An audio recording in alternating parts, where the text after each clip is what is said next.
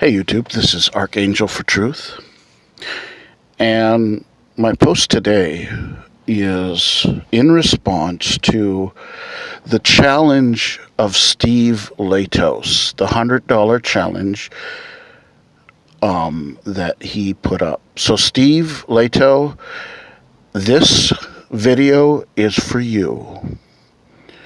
So Steve, I did try on multiple occasions to get you to respond to my postings onto your YouTube channel, and you didn't respond to any of my postings, so I just chalk that up to you being very busy, and you get lots of comments and therefore either missed it or just didn't have an opportunity to address it at that time. So I am doing this video to resolve this debate, and ultimately I feel that I have addressed this and answered this according to your challenge, which your challenge is just so that for those who aren't aware of what the challenge is Steve Lehtos' challenge was to establish a Supreme Court ruling that would establish a legal right to drive without a license. And so there is a court case, a Supreme Court case, which I believe does indeed apply to your challenge, Steve. But before I address this, I want to first establish the right to drive from a constitutional standpoint. So, does the Constitution actually talk about an individual's right to drive? And it does not specifically say you have a right to drive, but does that there end the issue? No, it doesn't, and here's why, Steve.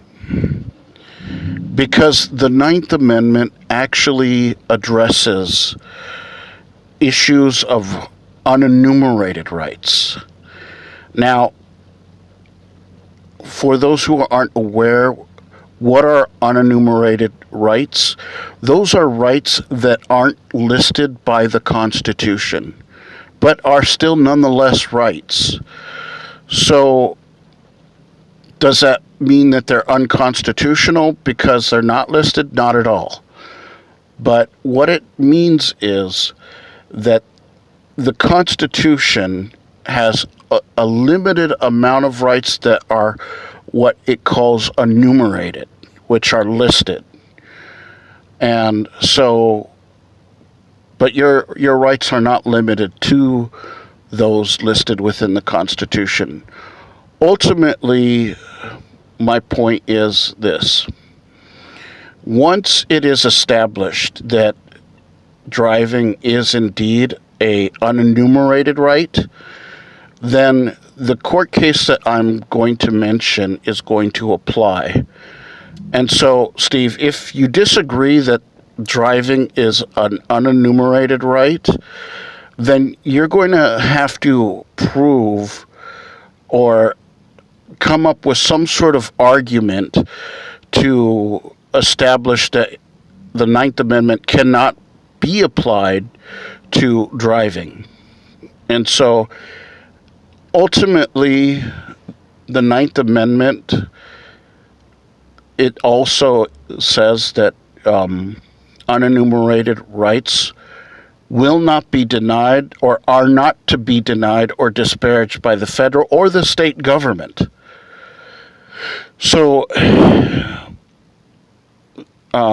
certainly, since the government does not have a right to deny or to disparage unenumerated rights, they cannot then therefore say that, oh, well, this is not an enumerated right. It's just, there's no way for them to say it's not, basically. And so ultimately, if a judge were to say, well, we're going to just say this isn't right, again, that goes to, is that judge denying or disparaging the unenumerated right? And so I would say that even a judge does not have a right to deny a Ninth Amendment claim, constitutional claim, for a right to drive. So now, that all being said, I want to also say that the Supreme Court does allow, or has made rulings allowing states to regulate certain rights to a certain degree. They cannot ultimately require you to pay for a right by any sort of licensing fee or restrict that right to such a degree that is no longer being allowed. So this applies to driving or traveling, whichever you wish to refer to it. Sovereigns will call it traveling. Anti-sovereigns will call it driving. It really doesn't matter. Both are unenumerated rights and are able to be applied to the Ninth Amendment. So, again, for individuals to understand that the Ninth is really getting back to those rights that are called inalienable rights. And so, inalienable rights are rights that well, first of all, your rights aren't those given to you by the government. And the powers that the government has is limited. Their power is enumerated, but your rights are not fully enumerated. So to understand that principle is part of why many attorneys or many judges do not fully understand why the Ninth is so broad in its reach, constitutionally and to your individual freedoms. And so, Steve, my challenge, and I'm sure you're going to disagree with me, and that's fine, but I'm hoping that at very least you will give a clear, articulable reason why you believe that the Ninth Amendment would not apply to an individual's right to travel and drive, okay? So I hope you will address that. And so now, I said that there was a Supreme Court case that does in fact establish the right. So, or address the right from a standpoint of covering rights that states wish to regulate. So I had posted multiple times early on your YouTube channel about Shuttlesworth versus Birmingham.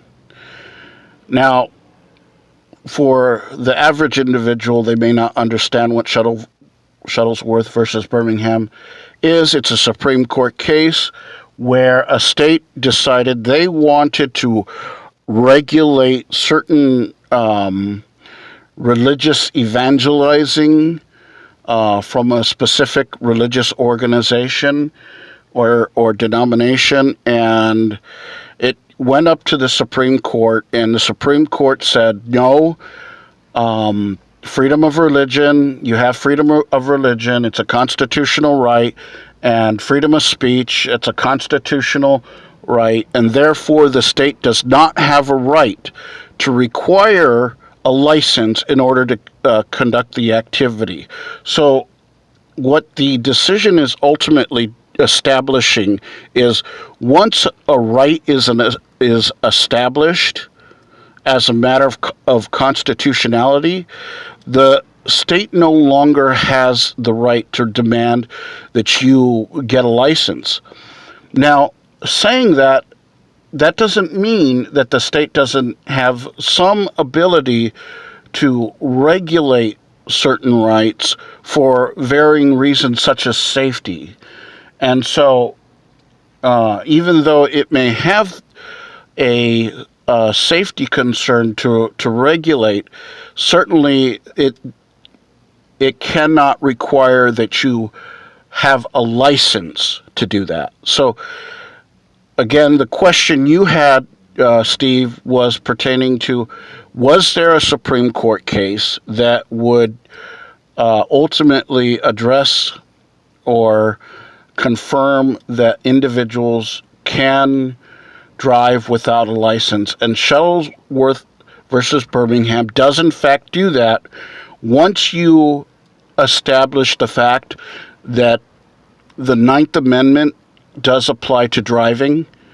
And even though it is indeed a right, I'm not saying that the state doesn't have some sort of regulatory safety cause to regulate that right. It just establishes it as a right, ultimately, is what I'm saying.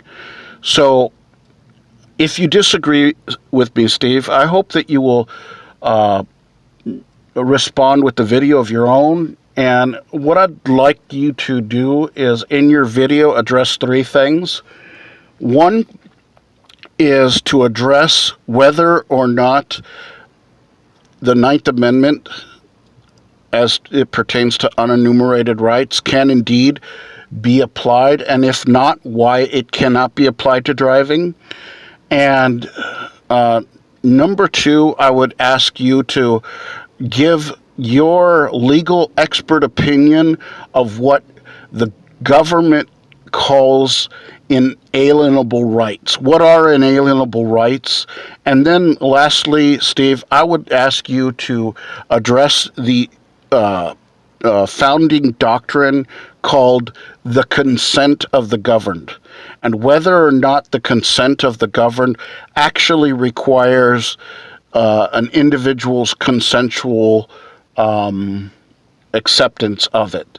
So these are three issues that I believe all pertain to the right to drive, and to what extent an individual must agree with the government regulation of it. And ultimately, I hope that you will be able to do that. So I look forward to hearing your responses, Steve. I believe that I have resolved or answered your challenge, and I hope that if you agree with that, or at least feel that I kind of did, that certainly you will also acknowledge that fact as well. So I do enjoy many of your videos, Steve Lehtos. And so for those that do not know who Steve Lehtos is, again, he is an attorney in the Michigan area, and he has a radio show called Lethos Law. If you'd like to learn a lot about law, I do recommend that you check him out. Even though I don't agree with everything he says, I certainly believe that many of the things he says certainly will be a benefit to other individuals to hear. So, with that being said, I say God bless to you all, and take care.